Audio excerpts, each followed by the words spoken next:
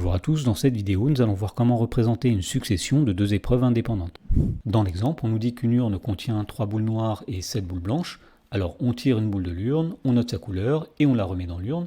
Ensuite on tire à nouveau une boule de l'urne et on note une nouvelle fois sa couleur. Et on nous dit que pour chaque tirage on s'intéresse aux événements grand A, la boule tirée est noire, et grand B, la boule tirée est blanche. Dans la première question, on demande de représenter cette succession de deux épreuves indépendantes à l'aide d'un arbre. Alors ici, il s'agit effectivement d'épreuves indépendantes, puisque le résultat de l'une de ces épreuves, c'est-à-dire du premier tirage, n'a pas d'influence sur le résultat de la deuxième épreuve, c'est-à-dire le deuxième tirage, puisqu'on nous dit qu'on remet dans l'urne la boule qu'on a tirée après le premier tirage. Alors, pour représenter cette succession d'épreuves à l'aide d'un arbre, on va commencer par étudier le premier tirage. Donc, lorsqu'on tire la première boule, il y a deux possibilités.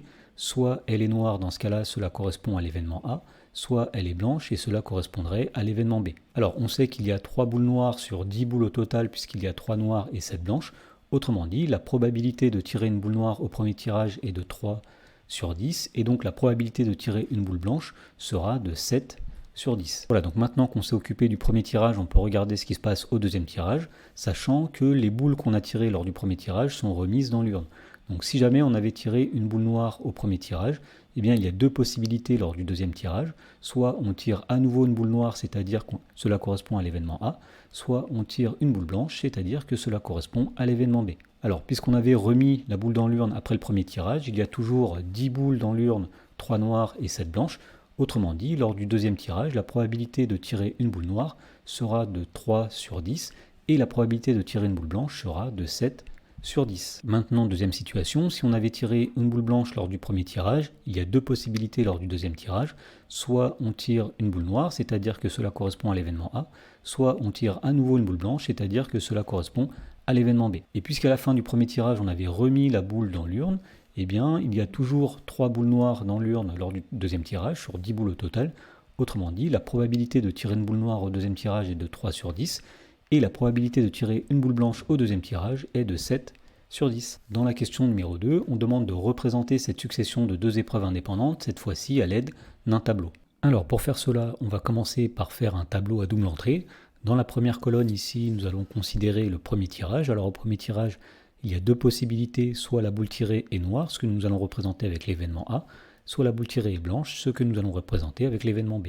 Et dans la première ligne ici, nous allons mettre les résultats du deuxième tirage. Donc soit au deuxième tirage, on tire une boule noire, soit on tire une boule blanche. Et on va inscrire dans les 4 cases qui restent les probabilités que chacune de ces 4 situations se produise. Donc première situation possible, si on tire une boule noire au premier tirage, puis qu'on tire une boule noire au deuxième tirage, eh bien pour inscrire la probabilité que cela se produise, puisqu'il s'agit d'une succession d'épreuves indépendantes, il suffit de faire la probabilité de tirer une boule noire au premier tirage multipliée par la probabilité de tirer une boule noire au deuxième tirage. Alors au départ, il y a 3 boules noires dans l'urne sur 10 boules au total, donc la probabilité de tirer une boule noire au premier tirage est de 3 sur 10. Et puisqu'on répète l'épreuve de manière indépendante, c'est-à-dire qu'on a remis la boule dans l'urne après le premier tirage, eh bien la probabilité de tirer une boule noire lors du deuxième tirage sera aussi de 3 sur 10.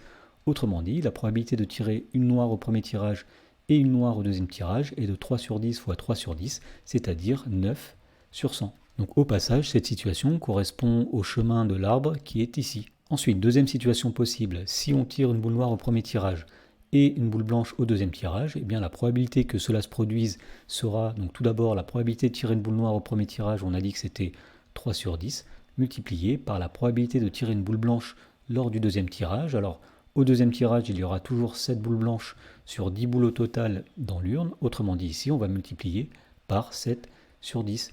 Et donc 3 sur 10 multiplié par 7 sur 10, ça va nous donner 21 sur 100. Troisième situation possible, si jamais on tire une boule blanche au premier tirage, puis une boule noire au deuxième tirage, eh bien la probabilité que cela se produise sera donc tout d'abord la probabilité de tirer une boule blanche au premier tirage qui sera de 7 dixièmes, 7 sur 10, multiplié par la probabilité de tirer une boule noire au deuxième tirage.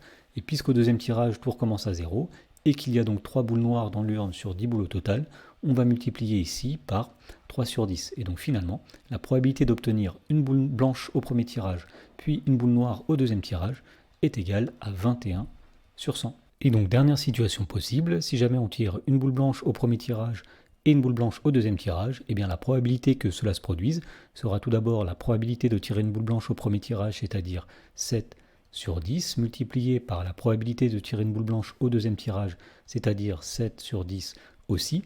7 sur 10 fois 7 sur 10, ça va donner ici 49 sur 100.